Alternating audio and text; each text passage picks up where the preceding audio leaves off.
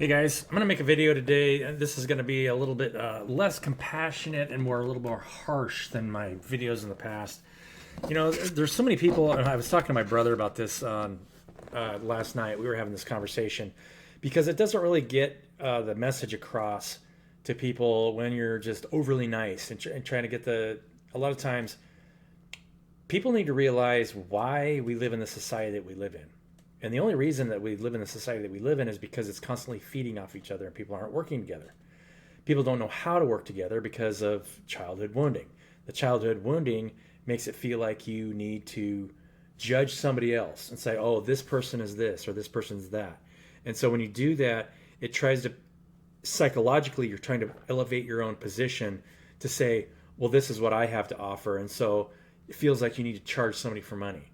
But that is what separates society and divides, and it easily conquers society. That's why every single government in this world fights over who controls the money. Whoever controls the money controls you. And if you are only concerned about money and which way the money's going to flow and whatever relationship you're getting involved in, you are destroying that relationship. You are. If that's your primary concern, then you will always be trapped inside of a ship sunk at the bottom of the sea where everybody's feeding off each other and you're going to kill each other. That's Pandorum. If you ever seen the movie Pandorum, it's literally about a ship that's been sunk at the bottom of the ocean, going to a planet of all these people that are trying to get there, and they all turn into cannibals and start eating each other. And literally, there's an oasis right next to them that all they'd have to do is work together for a day, and then they could get out and then start living in an oasis. That is our society, right? And so if you hear me beleaguer coaching at all, because coaching is a way for somebody to feed off of you and tell them and give them advice on of what you think they should be doing. There's nothing being created. You're not trying to create anything for the people around you. You're not creating anything for society. Now you might say, well, I'm a rah, trying to motivate you. Well, I don't need motivation. I need somebody that wants to work with me and build something together for the community, right? That's my motivation. It isn't anything other than that. If you guys don't know how to work together, then you need to do some work on yourself, because you're trying to pull energetically off the people around you. That means you have wounding. If you're trying to pull energetically off the people around you, then you need to do some work. You need some help. You need to go seek help. It is your job to go seek help if it feel like you need to take from the people around you in order to provide for whatever it is that you're providing for the community. Either you're providing for the people around you or you're taking from the people around you. It's two different modes of thought.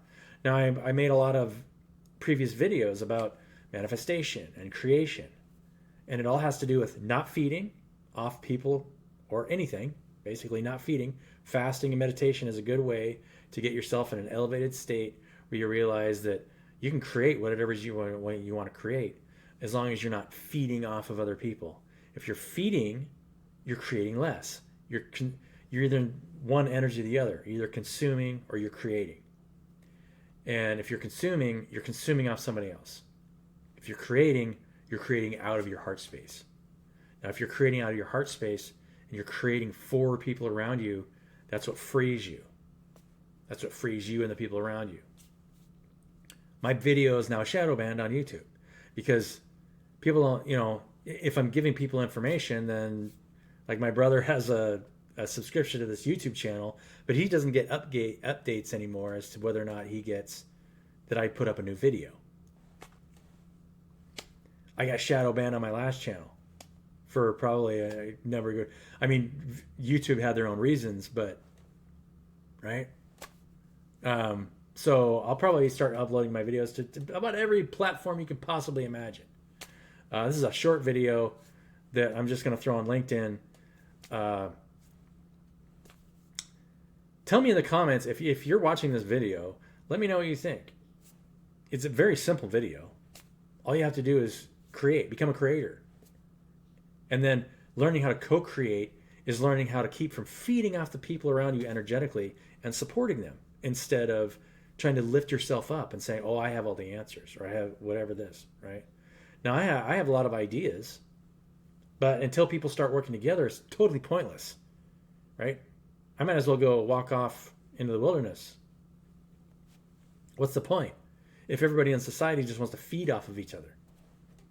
Now, people are going to get forced out of that, whether they like it or not, because that system is breaking down.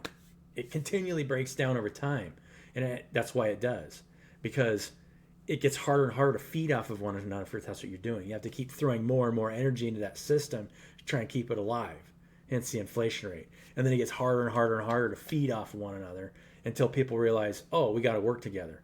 That's what happened in 1929 in this country, in the United States.